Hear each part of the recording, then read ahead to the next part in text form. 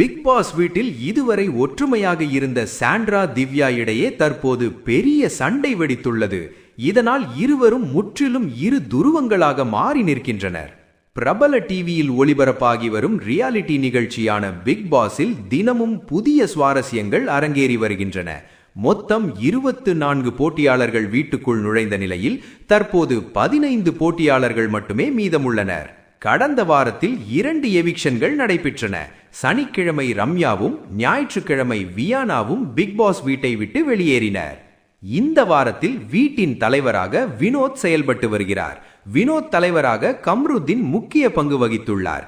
இவர்கள் இருவருக்கிடையே காணப்படும் நட்பு பார்வையாளர்களிடையே நிகழ்ச்சியை ஏற்படுத்தியுள்ளது.